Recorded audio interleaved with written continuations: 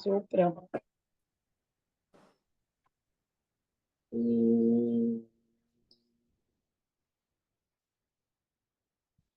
नमो भगवते वासुदेवाय। ओम नमो भगवते वासुदेवाय। ओम नमो भगवते वासुदेवाय। ओम नमो भगवते वासुदेवाय। ओम नमो भगवते वासुदेवाय। ओम नमो भगवते वासुदेवाय। ओम नमो भगवते वासुदेवाय। ओम नमो भगवते वासुदेवाय। ओम नमो भगवते वासुदेवाय। ओम श्री परमात्मने नमः। ओम गणपतये नमो नमः। ओम सं सरस्वत्यै नमो नमः। ओम गुरुभ्यो नमो नमः। ओम सहनाववतु सहनौ भुनक्तु सह वीर्यं करवावहै तेजस्विनावधीतमस्तु मा विद्विषावहै। ओम शांति शांति शांति। सदाशिवसमारंभां शंकराचार्यमध्यमाम् अस्मदाचार्यपर्यन्तां वन्दे गुरुपरम्पराम्। ओम पार्थाय प्रतिबोधितां भगवतं नारायणेन स्वयं व्यासेन ग्रथितां पुराणं मध्ये महाभारत अद्वैतामृतवर्षिणीं भगवतीम् अष्टादशाध्यायिनीम् अम्ब त्वामनुसन्दधामि गीते भवद्वेषिणि वसुदेवसुतं देवं कंसचाणूरमर्दनं देवकी परमानन्दं कृष्णं वन्दे जगद्गुरुं। नमस्ते परमं ब्रह्म सच्चिदानन्दरूपा निर्गुणाय नमस्तुभ्यम् ओंकाराय नमो नमः। सर्वे दुर्गाणि तरन्तु सर्वे भद्राणि पश्यन्तु सर्वे सद्बुद्धिमाप्नोतु सर्वे सर्वत्र नन्दतु। ओम तत्सत। ओम ओम ओम। आप सभी ऑनलाइन नेटवर्क पर उपस्थित भगवत गीता श्रवण साधकों को आज ऋषिकेश से हमारा प्रातः का अभिवादन अभिनंदन अभिवंदन। हरि ही ओम हरि ही ओम हरि ही ओम। हम सबको आज का यह दिव्य दिन तन मन धन जन देश काल विषय वस्तु परिस्थिति अवस्थाएं अध्यात्म भौतिक दैविक क्षेत्र व्यष्टि समष्टि सभी को अपने अपने पूर्व में अनंत जन्मों में किए हुए संचित पाप पुण्य धर्म अधर्म मिश्र कर्म के पके हुए फल स्वरूप में वर्तमान में आज सभी को अपने अपने प्रारब्ध अनुसार परमेश्वरी अचिंत्य योग माया के माध्यम से प्रसाद स्वरूप में प्राप्त हुआ है।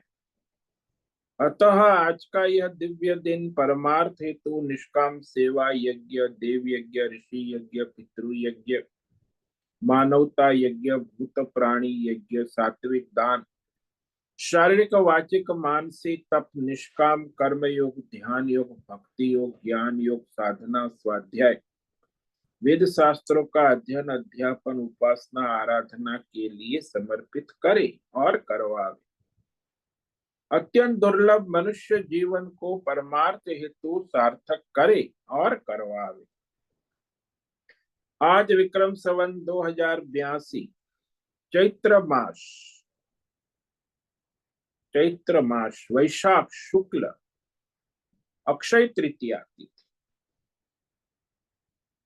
आज इस अक्षय पर्व है। जो भगवान का प्रागट्य है, अक्षय तृतीया का बहुत ही महिमा है। सतयुग का पहला नववर्ष है और द्वापर युग का भी नववर्ष है। और पर ये अपने अवतार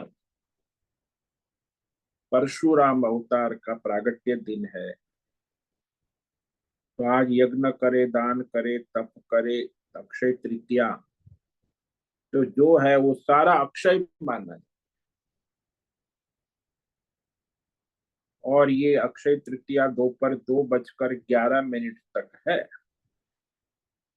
उसके बाद रोहिणी नक्षत्र लग जाए, तृतीया नहीं चतुर्थी लग जाती। दोपहर 2:11 के बाद चतुर्थी लग जाती है। रोहिणी नक्षत्र सायं 4:17 तक है। मृगशीरा नक्षत्र उसके बाद लग जाता है। आज है बुधवार और यहाँ ग्रीष्म ऋतु प्रारंभ हो चुकी है। रात्रि का सुबह का 4 बजे का न्यूनतम तापमान 20 डिग्री रहा है और दिन का दोपहर 2 बजे का अधिकतम तापमान 40 डिग्री रहा है। वायु की गति 5-10 किलोमीटर प्रति घंटा चल रही है। ईस्वी सन 2025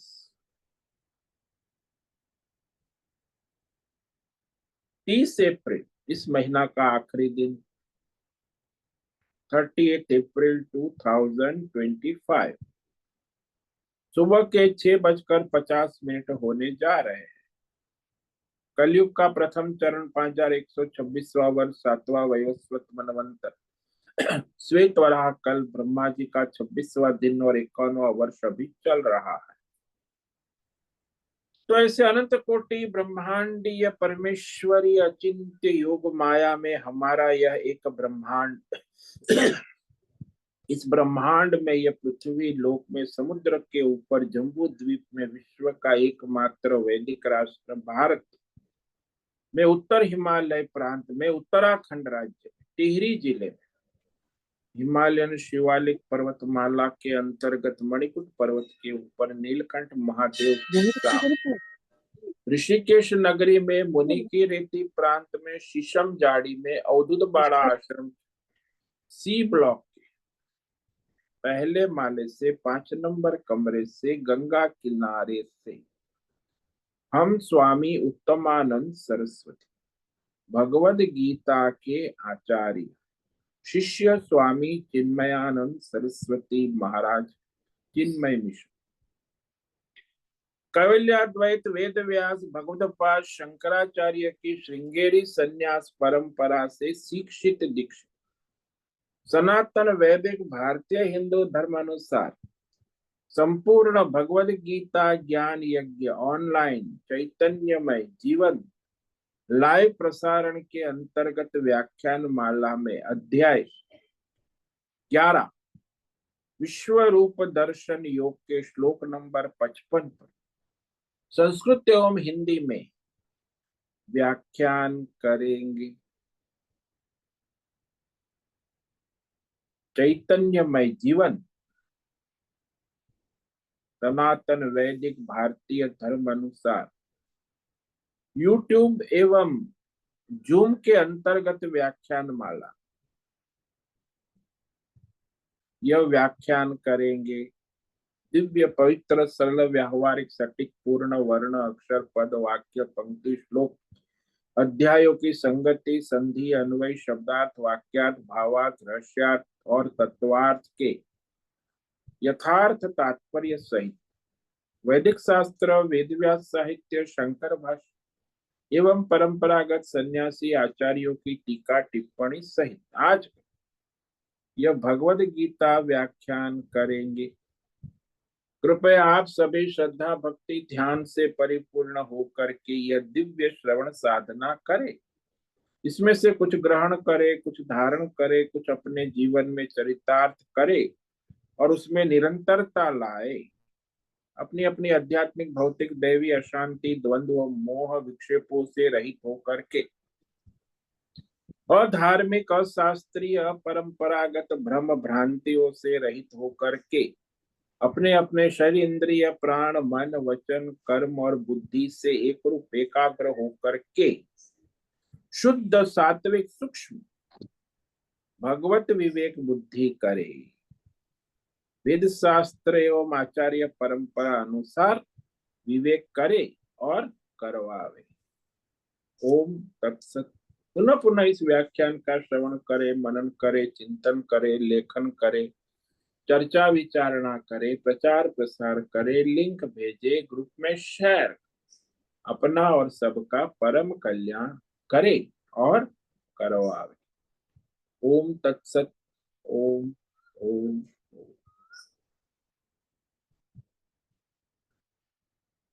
कल हमने श्रीमद् भगवद गीता अध्याय 11 विश्व रूप दर्शन योग के श्लोक नंबर 55 पर विवेक विचार किया था। इसे एक श्लोकी गीता भी कहते। संपूर्ण गीता शास्त्र का सार एक श्लोक में भगवान ने अनन्य भक्ति योग के रूप में कहा। इसमें 3 विधि है, प्रवृत्ति, और 2 साधन साधना, निषेध है, निवृत्ति, और इस प्रकार 5 साधन बताए साधना साधक के लिए। मत कर्म कृन्मत परमो मद भक्त संग वर्जित निर्वैर सर्वभूतेषु यः स मामेति पांडव।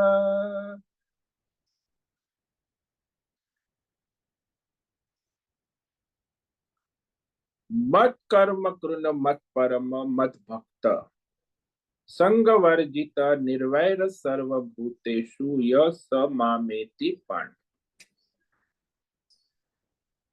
जो परमात्मा को प्राप्त होता है उसके पास ये 5 साधन होने आवश्यक है। पहला साधन कहा भगवान ने कि हे पांडव अर्जुन, जो कोई मनुष्य ये 5 साधन को अपने जीवन में अपनाता, तो पहला साधन है मत कर्म कृत। केवल केवल केवल परमेश्वर के लिए अपने संपूर्ण कर्तव्य कर्मों को करने वाला हो।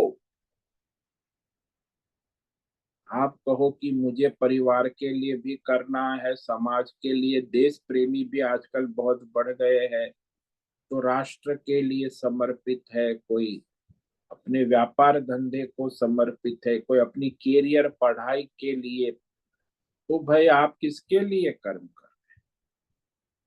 यहाँ भगवान ने कहा जो भी कर रहे हैं प्रारब्ध के अनुसार वो परमात्मा के लिए समर्पित करे, क्योंकि आप अपने प्रारब्ध के अनुसार ही कर्म करेंगे और उसमें जो प्रयत्न है, पुरुषार्थ है, वो फल के लिए, संसार के लिए नहीं, भगवान के लिए करें। कर्म भी भगवान के लिए, फल भी भगवान।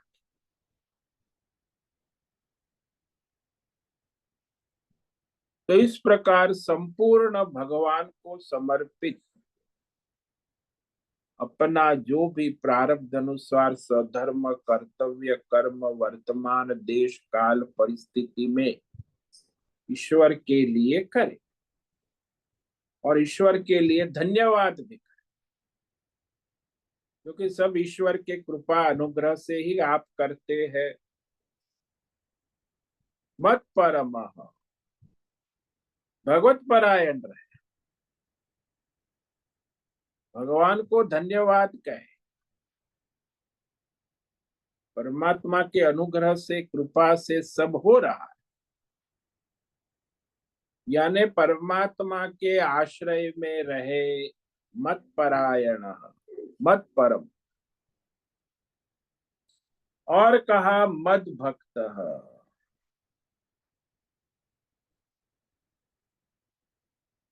मद भक्त की व्याख्या शंकराचार्य ने सर्व प्रकार सर्वात्मना सर्वोत्साह ने भजते स भक्त। जो सारे भौतिक अध्यात्म दैव सब प्रकार से भगवान का भजन सेवा भक्ति करता है, सर्वात्मन सबको भगवत भाव से अंतर्यामी रूप से पूजता है, सर्वोत्साह और पूर्ण उत्साह के साथ अपना स्वधर्म कर्म ईश्वर के लिए करता है, भजते। तो ये मद भक्त हो गया।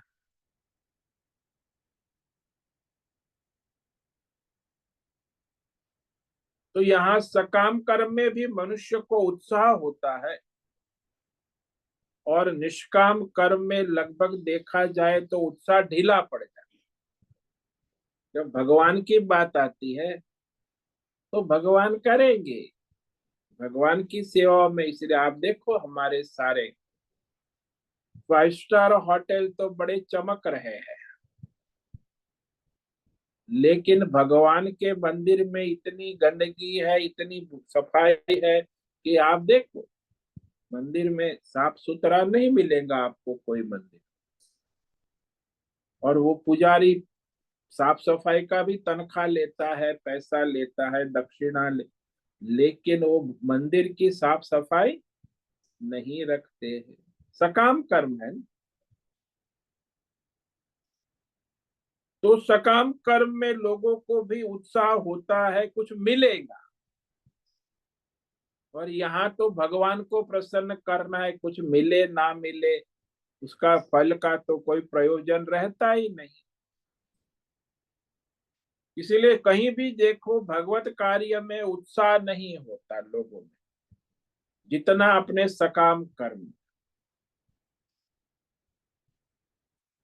है। आपके घर में आपके बेटे का शादी ब्याह है, सकाम कर्म है, तो कितना उत्साह होता है, बैंड बाजा ढोल बाजा कितने महीने पहले तैयारी कर। लेकिन आपके घर में पूजा पाठ धर्म, अरे किसी को आना है तो आएगा, मैं तो पूजा कर रहा हूँ सत्यनारायण, प्रसाद बांट देंगे और क्या। भगवान की पूजा में इतना उत्साह नहीं जितना शादी ब्याह बैंड बाजा बड़ा ढोल बजा। जो संसार में मनुष्य अपने फल के लिए जो काम करता है उसमें उसका उत्साह देखा जाता है। दूसरा प्रकार का उत्साह है ये कि भगवान को समर्पित हो। विवेक विचार करो, जिन निष्काम कर्मों का परमात्मा ही केवल फल है, उस निष्काम कर्म में ही उत्साह ढीला पड़ जाता है।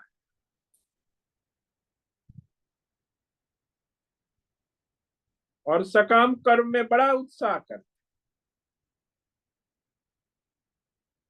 और उसमें परमात्मा तो मिलने वाले है नहीं।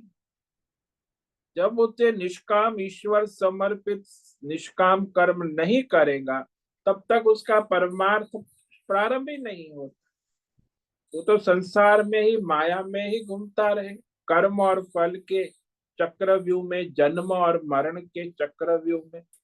इसको काटने का रास्ता निष्काम कर्म है। तो इस तरह निष्काम कर्म से भगवतमय बुद्धि होती है,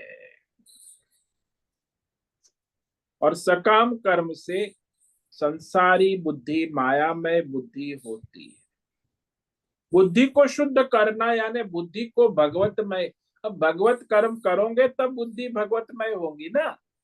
अब आप तो संसार में मेरा परिवार, मेरा पैसा, मेरा शरीर, तन मन धन जन, मैं मेरा मेरा कैसेट बजाते रहोगे तो फिर सकाम कर्म में कहाँ से भगवान आएंगे। भगवान को भी आप अपना गुलाम बना दोगे कि भाई भगवान आप मेरी मनोकामनाएं पूर्ण करे तो मैं मानू कि तुम भगवान हो, नहीं तो तुम किस काम के भगवान। तो उल्टी बुद्धि चलती। अब ये सारा तीन साधन विधि प्रवृत्ति रूप में कहे, और अब दो साधन जो है निषेध के रूप में, निवृत्ति, उससे निवृत्त होना है। हालांकि इसी में सारे लोग प्रवृत्त होते, बड़े उत्साह से प्रवृत्त, वो है राग और द्वेष। आपके सारे जीवन के निर्णय भी राग द्वेष से होते हैं। आपके जीवन का सारा जो आप देखो ऑटोबायोग्राफी, तो सब जगह आप खाने में, पीने में, उठने में, बैठने में, आने में, जाने में, लोगों से मिलने में, सब जगह राग द्वेष का ही साम्राज्य फैला के बैठे हैं। और ये राग द्वेष शून्य होना आवश्यक। इसीलिए जो नहीं करने की बात कह रहे वो कठिन है, क्योंकि पूरी जिंदगी इसी का अभ्यास करा है। संग वर्जित, अत्यंत राग है, आसक्ति है, प्रीति है, किसमें है? जीव जगत देवी देवता तन मन धन जन देश काल विषय अध्यात्म भौतिक दैव, इसमें राग है, आसक्ति है। तो इसमें से जब राग और आसक्ति हटेंगे तब जाके तो भगवान में राग होगा ना। स्नेह शब्द का प्रयोग किया है भगवान ने। संग, संग यानी स्नेह, राग, आसक्ति, मोह भी कह दो। संग जो है मोह से हो। संग वर्जित, एकदम निषेध कर दिया है। राग और आसक्ति का सर्वथा निषेध।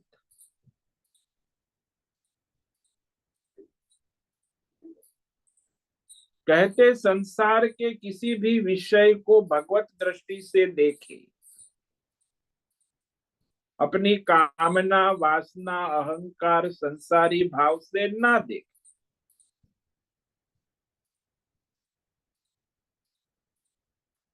इसीलिए परमेश्वर में राग जो है, स्नेह है, आसक्ति है, वो हमारी बटी हुई। कहते हैं भगवान को भी भक्ति करते हैं, लेकिन हम पहले तो हमें हमारा, मेरा परिवार है, मेरा पैसा, धंधा, दुकान, मकान है, धन है, पुत्र है, मित्र है, पत्नी है, स्वजन है, इसमें हमें राग है, आसक्ति है, स्नेह है, मोह है। अब कहे इनके लिए करना, भाई करो आप, लेकिन उसमें भगवत बुद्धि रखो ना। ये मेरे स्वजन है इसीलिए मुझे करना है, ऐसा नहीं।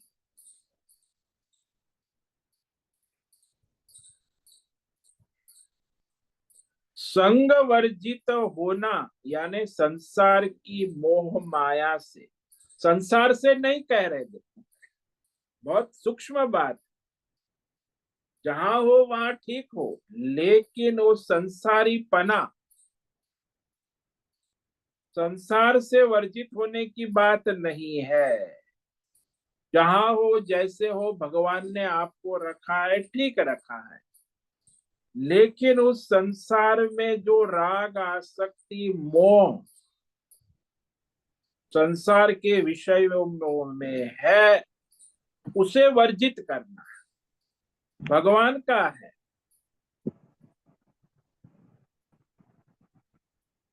तो यह परमात्मा के व्यवहार से सांसारिक प्रीति नहीं रहने दे, भगवत प्रीति, भगवत भाव से प्रीति बनाए रखना। मोबाइल तो गाड़ी गाड़ी बेचो, तो वह भगवान में प्रीति रखना आवश्यक।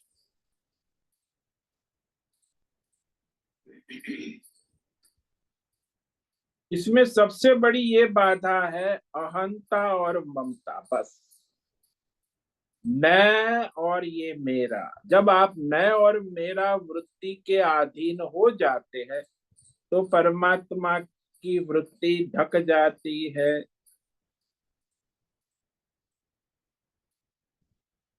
जिसको मैं कह रहा हूं जो मेरा है, उसमें भी परमात्मा अंतर्यामी रूप से अभी उपस्थित है। बिना परमात्मा के आप मैं भी नहीं कह सकते, मेरा भी नहीं कह सकते। तो वहां दृष्टि करें कि मैं और मेरा परमात्मा रूप से, उनमें परमात्मा अंतर्यामी रूप से नित्य सदा सर्वत्र उपस्थित है। इसीलिए अंतर्यामी परमात्मा की सेवा करे।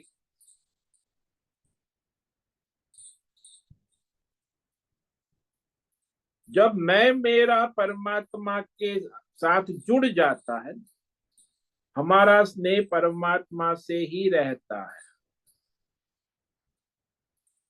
मैं देवदत्त और ये मेरा परिवार, अब वो मैं की जगह पर क्या आ गया? अंतर्यामी परमात्मा है।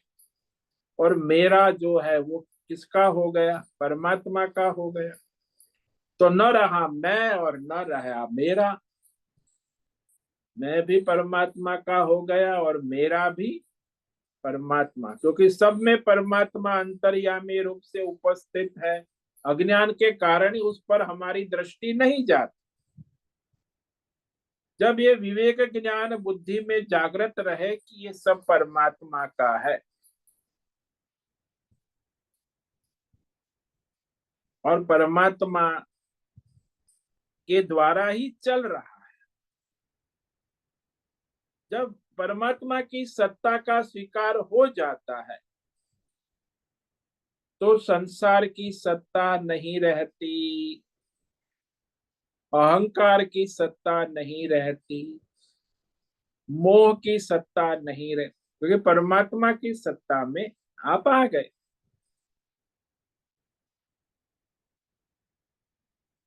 इसीलिए यहाँ स्नेह रहित यानी संसार से भाग जाना, उदासीन होना, संसार में प्रीति ना करना, ये सब तिरस्कार करना, पलायनवाद करना, ये कोई भगवान की भक्ति नहीं। जो है वो सारा सामने है। ऐसा नहीं करना है कि आभूषणों से तिरस्कार करके आप सुवर्ण का चिंतन करने लगे। आभूषण ही सुवर्ण रूप में है, इस प्रकार चिंतन। संसार ही भगवत स्वरूप है, साधक के लिए ये आवश्यक। संसार को भगवान से अलग ना करे।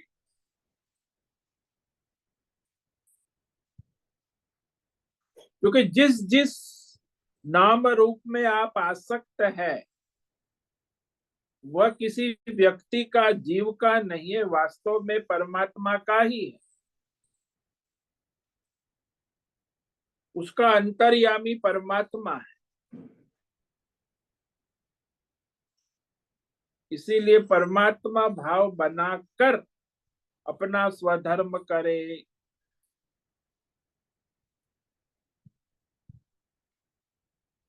बाहर से तो भगवान का भक्त हर काम जैसा एक संसारी आम आदमी करता है वैसे ही कर। भक्त का कर्म कोई विशेष प्रकार का नहीं, लेकिन उसकी बुद्धि में विवेक होता है। जो अज्ञानी संसारी मनुष्य जो कर्म करता है अपने परिवार, पैसा, पद, प्रतिष्ठान के लिए, भक्त भी वैसे ही कर्म, लेकिन अपनी बुद्धि में ये विवेक पूर्वक जानता है कि ये परमात्मा का ही सब है, अंतर्यामी। इसमें परमात्मा ही अंतर्यामी रूप से उपस्थित है। इसीलिए ये संसार की जो मैं सेवा कर रहा हूं वो संसार की नहीं, अंतर्यामी परमात्मा की सेवा है। उनके लिए सब सारे नित्य नैमित्तिक स्वधर्म कर्तव्य यज्ञ दान तप कर्म कर रहा हूं, क्योंकि सारे संसार का अंतर्यामी परमात्मा ही है। देश का अंतर्यामी है, काल का अंतर्यामी है, भौतिक अध्यात्म दैव विषयों का अंतर्यामी है। केवल परमात्मा ही है। वो जो हम परमात्मा से अलग कर देते हैं ना संसार को, वहां भेद बुद्धि हो जाती। केवल परमात्मा ही है ऐसी बुद्धि रखे, और जो भी हम कर रहे हैं वो परमात्मा के अनुग्रह से परमात्मा के लिए कर रहे हैं। By the God, for the God, of the God, in the God, out the God, यानी भगवान के लिए ही सब हो रहा है, भगवान के द्वारा ही हो रहा है।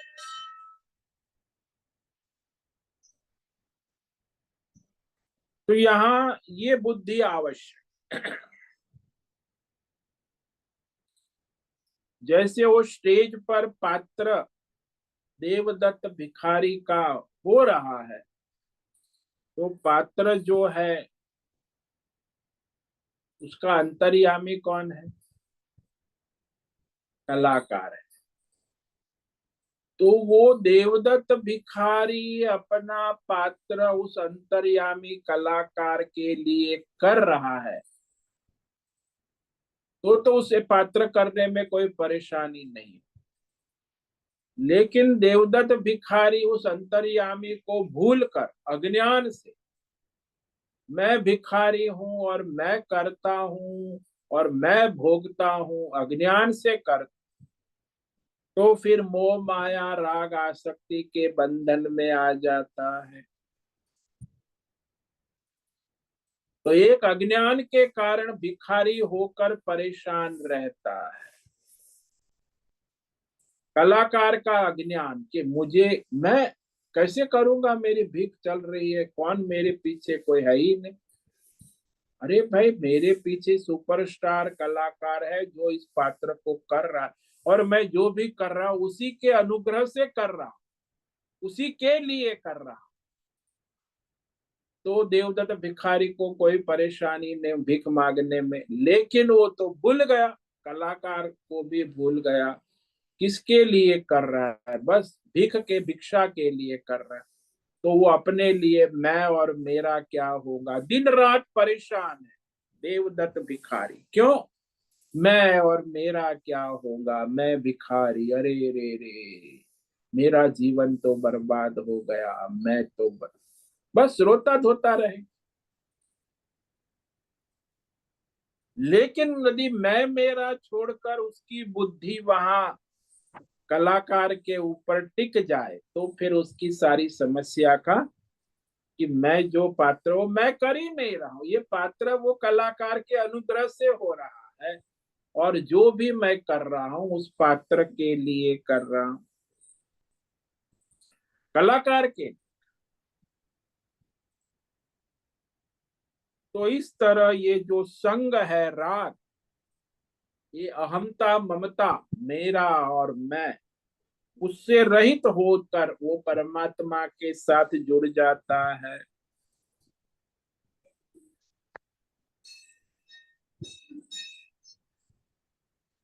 ये कह दिया संग वर्जित। संग वर्जित यानी केवल केवल केवल इसलिए मैं कर रहा हूं कि ये सब भगवान का है, उनके लिए कर्म सेवा। सबके भीतर अंतर्यामी रूप से परमात्मा उपस्थित है, इसीलिए उस परमात्मा के अनुग्रह से, उस परमात्मा के लिए मैं मेरा स्वधर्म कर्म प्रारब्ध के अनुसार कर रहा हूं। ये महत्व की। और फिर कहा सर्वभूतेषु निर्वैरः, क्योंकि राग रहित, आसक्ति रहित, संग रहित कहने के बाद तुरंत आ जाता है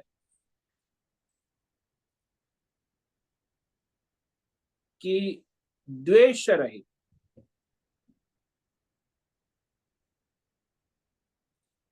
क्योंकि संसार में सभी प्राणियों में ये दो वृत्ति निरंतर चलती रहती है। द्वेष वृत्ति,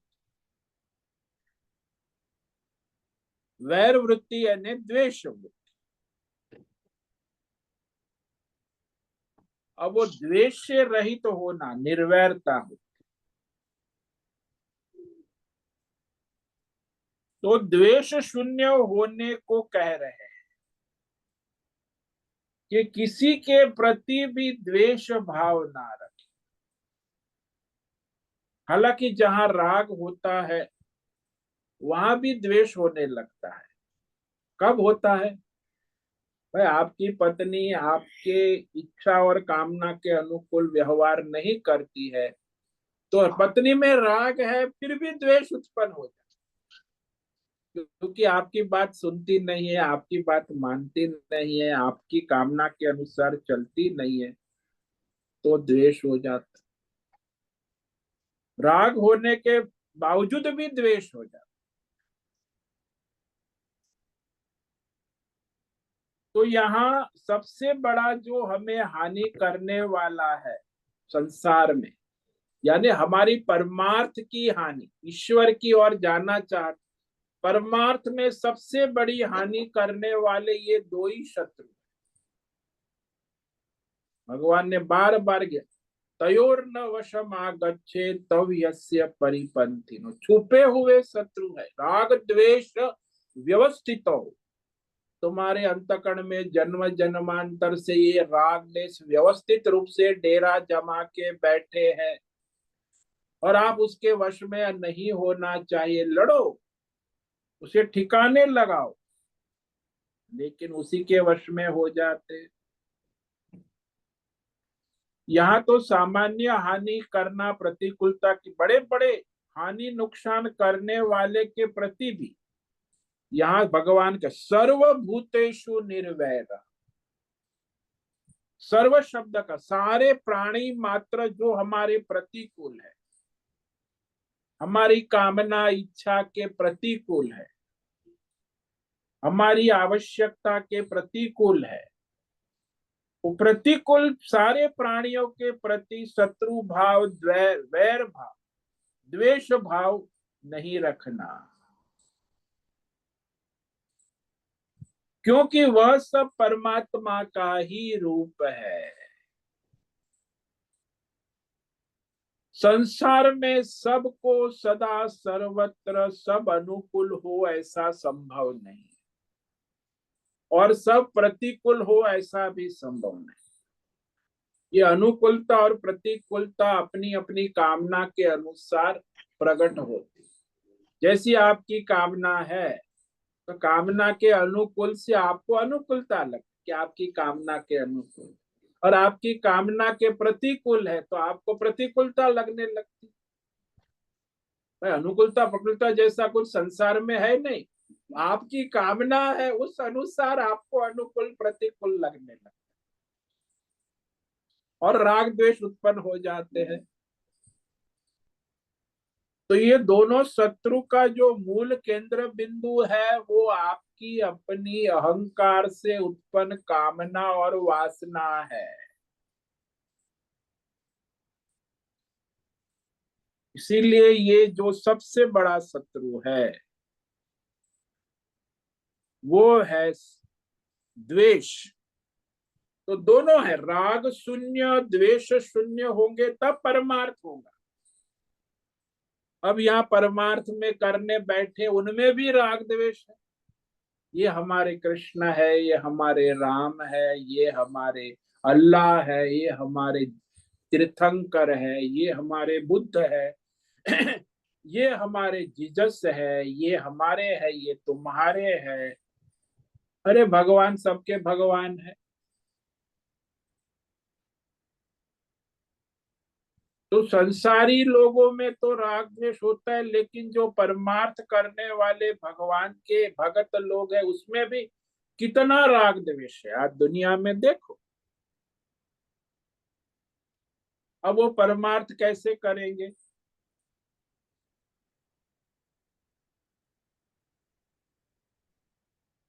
वैर नहीं रखना। शत्रुता जो है, जैसे आप दृष्टांत ले लो कि एक महात्मा थे, वो अपने जा रहे थे भगवान का भजन करते हुए नदी गंगा किनारे। तो जब जा रहे थे, भगवान का भजन कर रहे थे, तो उनको पता ही नहीं था कि आसपास क्या है, क्या हो रहा है। तो वहां एक नवाब महाराज अपनी बेगमों के साथ जल क्रीड़ा कर रहे हैं, और इसमें ये जो नंगा पुंगा साधु अवधूत भगवान का चिंतन करते हुए जा रहा। तो उसको बड़ा गुस्सा आया कि हमारी इस छावनी में ये बाबा कहाँ से आ गया। नवाब को बड़ा गुस्सा आ गया, अरे उसको तो पता ही नहीं कि वो तो भगवत भजन में मग्न है, कैसे आ गया। हमारे सिपाही चौकीदार सब है, फिर भी कैसे आ। अब उसको अपने सिपाही चौकीदार को ठपकारना चाहिए, लेकिन वो तो नवाब है ना, तो उसने तो तलवार तुरंत उठा ली और उस साधु का हाथ काट दिया। हाथ कटने के बाद भी वो भगवान का स्मरण नारायण नारायण करते हुए आगे बढ़ गए। कोई प्रतिकार नहीं, कोई रिएक्शन नहीं, कोई ओ माँ मर गया, हाथ कट गया, अब मेरा क्या, कुछ नहीं। वो जिस धुन में भगवान का भजन गा रहे उसी धुन में गाते हुए गए। तो नवाब को बड़ा आश्चर्य करे, कोई सिद्ध पुरुष लगता है। तो फिर उसकी बुद्धि जग गई, वो हाथ लेकर दौड़ा उसके पीछे। अरे महाराज तुम्हारा हाथ दे, अरे उसको ठपका। तो महाराज के पास आया, उसके हिलाने लगा। तब वो होश में, अरे मुझे आपका हाथ काट दिया मैंने, तो क्या है। उन्होंने कहा कोई बात नहीं, जैसी ईश्वर की इच्छा। फिर वो उसे ले आया छावनी में, अपने वैद्यों का, उसकी खून धारा सब जो भी उसकी पास सुविधा थी, सेवा कर। अब वो महात्मा इतना था कि उसको पूछा कि अरे बड़ा, मुझे तो अल्लाह भी माफ नहीं करेगा। बड़ा पश्चाताप कर रहा था। बोले ऐसी कोई बात नहीं है, हाथ काटने वाला भी वो परमात्मा है, और हाथ जोड़कर सेवा करने वाला भी वो परमात्मा ही है। जिसकी परमात्मा में दृष्टि है उसे किसी के प्रति राग द्वेष नहीं हो सकता। जैसे ही परमात्मा से दृष्टि हटी तो दुर्घटना घटी, फिर राग द्वेष के क्षेत्र में आ जाएंगे। ये नियम है। जब आपका भगवत भाव है तो आप में राग द्वेष नहीं हो सकता, जब राग द्वेष है तो आप में भगवत भाव नहीं हो सकता।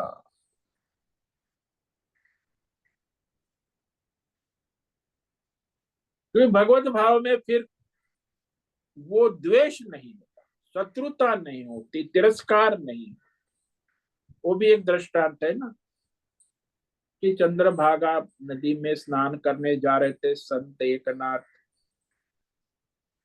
तो पठान जो था वो एक बाल्टी लेकर खड़ा हो गया रास्ते में। वो जैसे ही विठल विठल विठला नहाने नहाने गए, कहा गया अभी आएगा देखता हूँ।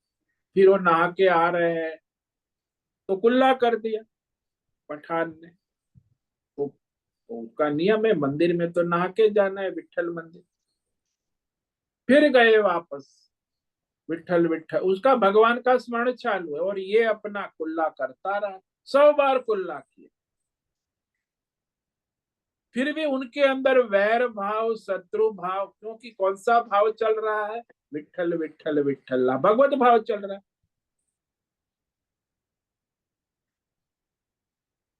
आखिर तो वो पठान परेशान हो गया, आ गया चरणों में गिर गया, क्षमा याचना मां कि अल्लाह मुझे कभी माफ नहीं करेगा, इतना मैंने बुरा काम किया है। अरे तुम क्यों परेशान हो। तुरंत उन्होंने कहा कि अरे पठान जी कोई चिंता की बात नहीं है, आपने तो आज मुझे 100 बार चंद्रभागा स्नान करने का अवसर प्रदान किया। 100 पुण्य, देखो एक बार मैं स्नान करता था रोज, आज मुझे 100 बार स्नान करने का अवसर मिला, लाभ मिला। तो मैं आपको धन्यवाद साधुवाद कहता हूँ, आपके कारण ही तो मुझे 100 बार स्नान करने को मिला। तो इसे कहते हैं निर्वैर शत्रु, भगवत भाव निरंतर बनाए रहे। निरंतर भगवत भाव बने रहेंगे तो राग द्वेष नहीं। जैसे ही भगवत भाव छूट गया तो शत्रुता आ ही जाएगी, कुछ थोड़ा विरोध प्रतिकूलता में शत्रुता द्वेष आ जाए, सामान्य प्रतिकूलता में भी शत्रुता द्वेष आ जाए। एक संत थे तो यहाँ हरिद्वार ऋषिकेश झोपड़ी बनाकर गंगा किनार, तो वो भंडारे में जाते, उनको कुछ छाता है, कुछ कपड़ा है, कुछ सामान कम्बल है, कुछ मिला भेंट, कुछ बर्तन उनके पास थे। तो झोपड़ी में रहते थे, कड़ी बड़ी ताला बाला तो कुछ था नहीं, घास फूस की झोपड़ी बनाकर। तो चोर आ गए रात को, चोर आ गया अंदर झोपड़ी में, वो गठरी बांधने लगा। महात्मा जग रहे थे, जानते थे कि ये चोर आ गया, गठरी बांध रहा है। दुबला पतला था, गठरी भारी थी, वो उठाने की कोशिश करता है, उठा नहीं सकता। तो तुरंत खड़े हो गए, अरे नारायण, आपसे गठरी नहीं उठ रही, मैं अट्ठा कट्टा हूं, चलो मैं उठा लेता हूँ। चलो गठरी कहाँ रखनी है नारायण, चोर नहीं नारायण। गठरी उठाने लगे, सर पे रख दी, चलो नारायण कहाँ ले जानी है गठरी। अब वो सब चोरी का माल, वो चोर हक्का बक्का हो गया कि अरे इतनी मैंने चोरी की, ये क्या दूसरा, तुरंत हो अल्लाह करके मुझे मारने पीटने लगता। इन्होंने तो कहा कि मैं चलो गठरी आपके साथ छोड़ के आता हूँ, जहाँ जहाँ आप उठा नहीं पा रहे। तो इसे कहते हैं निर्वैर सर्व, वो केवल भगवत भाव से ही संभव है। भगवत वृत्ति रहेंगी तब ही निर्वैर हो, संसारी वृत्ति में राग द्वेष बने ही रहेंगे।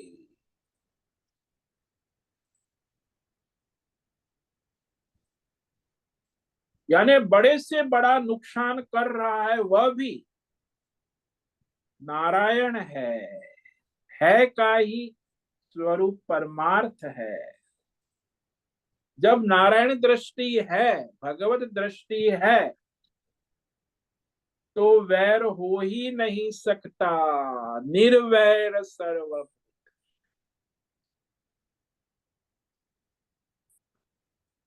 जैसे माता पिता संसार में ले लो ना, माता पिता जन्म देते पाल पोस के, तो सभी तो संत महापुरुष अच्छे लोग नहीं होते, कई चोर हत्यारे डाकू लुटेरे, लेकिन वो माँ है, उसको कभी अपने पुत्र के प्रति शत्रु भाव वैर भाव नहीं।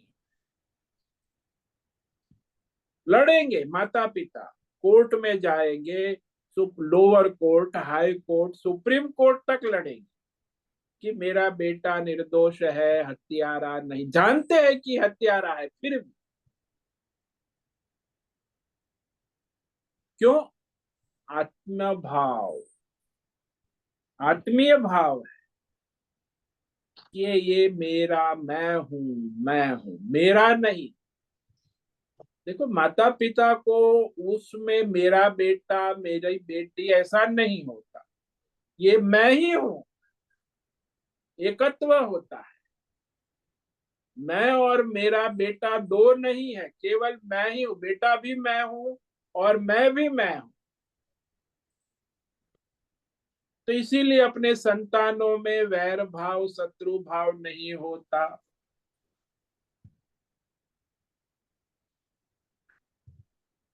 द्वेष शून्य, वैर शून्य, और यह भगवत भाव जैसे ही दृढ़ हो जाता है तो सारे संसार में राग द्वेष नाम की चीज नहीं रहती, क्योंकि सभी प्राणी मेरी आत्मा है, सब मैं हूं। चींटी भी मैं हूं और ब्रह्मा भी मैं हूं, विष्णु भी मैं हूं, शिव भी मैं हूं। तो किसमें द्वेष करूं, किसमें राग? देखो, आपको आप भोजन करते करते आपके 32 दांत ने आपकी जिह्वा को काट लिया, तो क्या आपको जिह्वा के प्रति वैर शत्रु भाव आता है, द्वेष? अरे दांत तुझे तोड़ दूंगा, तूने मेरी जिह्वा को काट लिया है। अरे भाई, दांत भी मैं हूं और जिह्वा भी मैं हूं।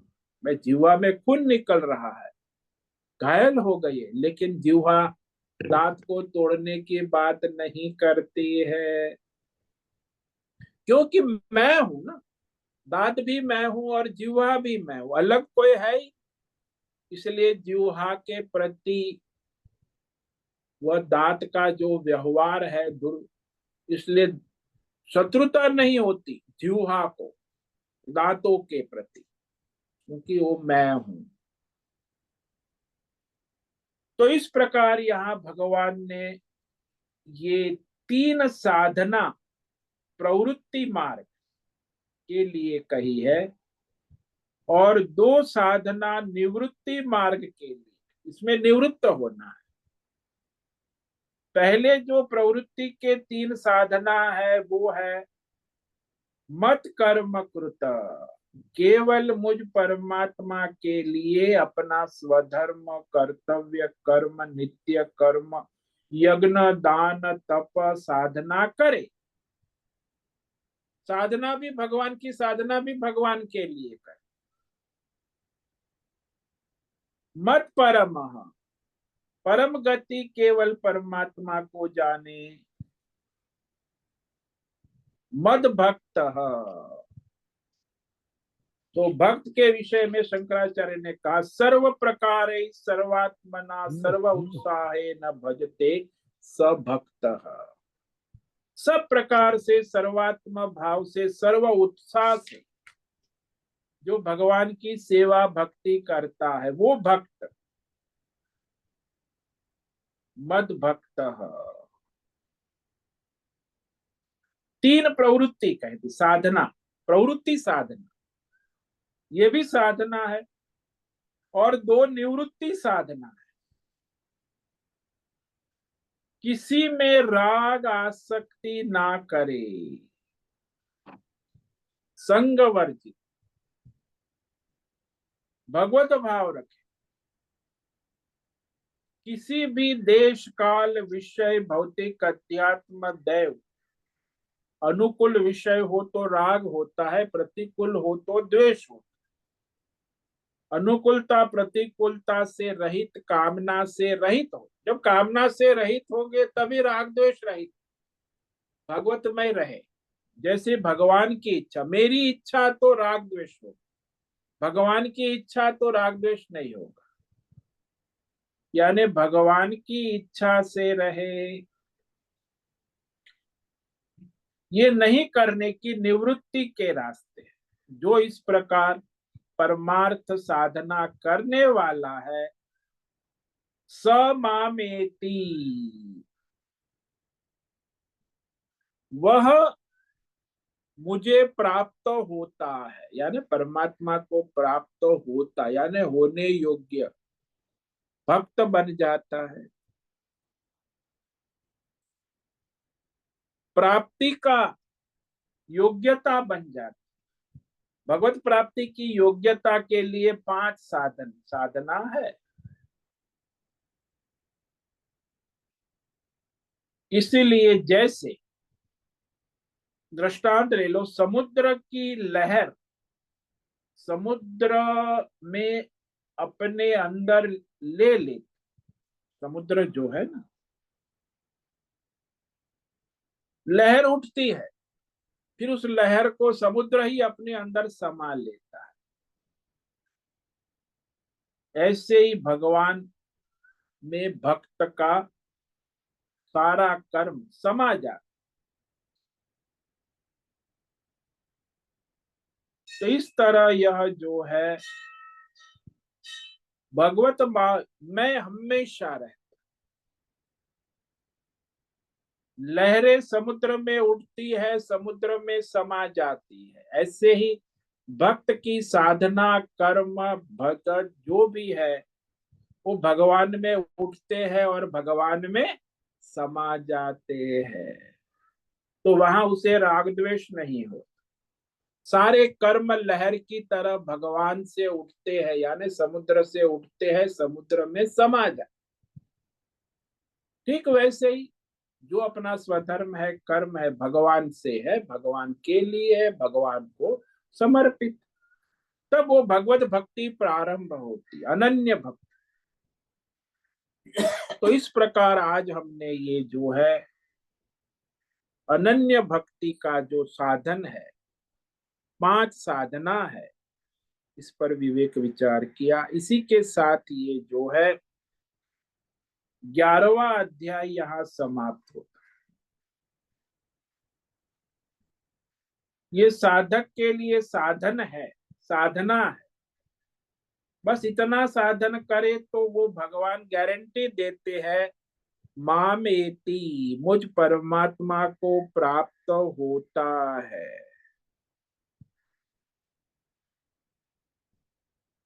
तो यह अध्याय यहाँ समाप्त हुआ। ओम तत्सदिति श्रीमद् भगवद गीतासु उपनिषत्सु ब्रह्म विद्यायां योग शास्त्रे श्री कृष्णार्जुन संवादे विश्व रूप दर्शन योगो नाम एकादशोऽध्यायः संपूर्णम्। ओम तत्सदिति। भगवद गीता भगवान के द्वारा गाया हो, उपनिषद वेदों का सार, ब्रह्म विद्या परमार्थ विद्या, योग शास्त्र, कर्म योग, ध्यान योग, भक्ति योग, ज्ञान योग का शास्त्र, भगवान श्री कृष्ण और अर्जुन नर नारायण का संवाद, इस रूप में ये विश्व रूप दर्शन योग नाम का 11 अध्याय संपूर्ण हुआ।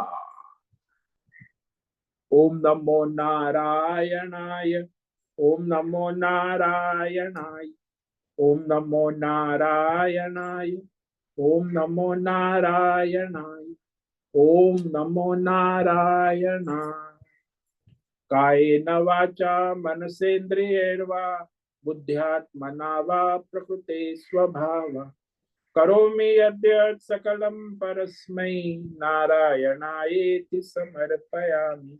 ओम सर्वे भवन्तु सुखिनः, सर्वे सन्तु निरामयाः, सर्वे भद्राणि पश्यन्तु, मा कश्चित् दुःखमाप्नुयात्। अस्तु मा सद्गमय, तमसो मा ज्योतिर्गमय, मृत्योर्मा मृतंगमय। ओम पूर्णमद पूर्णमिदं पूर्णात् पूर्णमुदच्यते पूर्णस्य पूर्णमादाय पूर्णमेवावशिष्यते। ओम शांति शांति शांति। शंकरं शंकराचार्यं केशवं बादरायणं सूत्र भाष्य कृतौ वंदे भगवन्तौ पुनः पुनः। ईश्वरो गुरुरात्मेति मूर्ति भेद विभागिने व्योमवद्व्याप्त देहाय दक्षिणामूर्तये नमो नमः। ओम गुं गुरुभ्यो नमो नमः। ओम तत्सत् ब्रह्मार्पणमस्तु। ओम ओम ओम।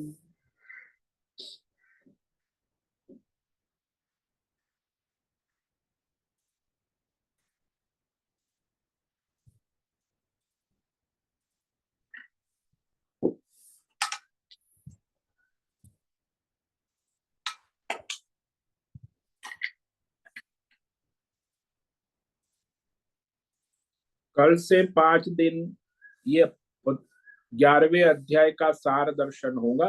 11-11 श्लोक का 55 श्लोक है। और सार दर्शन के बाद 5 दिन के बाद भक्ति योग का प्रारंभ करेंगे। भक्ति योग यही जो ये श्लोक है इसी का विस्तार है भक्ति योग। ये जो 55वां श्लोक हमने पढ़ा यही उसका बीज है और वो वृक्ष है। तो 12वां अध्याय अनन्य भक्ति योग का भगवान विस्तार से विस्तृत वर्णन करेंगे। उस पर हम 5 दिन के बाद चिंतन प्रारंभ करेंगे। तो अभी आज समय है, किसी साधक को कोई प्रश्न है पूछ सकते हैं।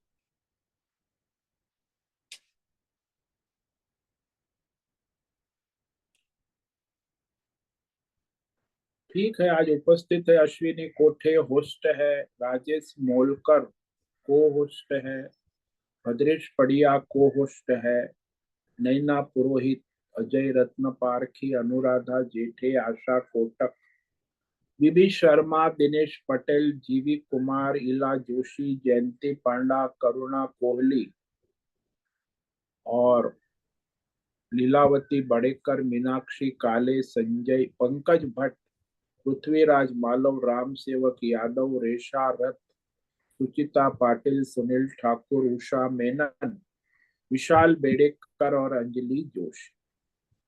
तो आज का दिन अक्षय तृतीया मंगलमय हो। यज्ञ करे, दान करे, तप करे, परोपकार करे, परमार्थ करे और आज का दिन आप भगवतमय करें।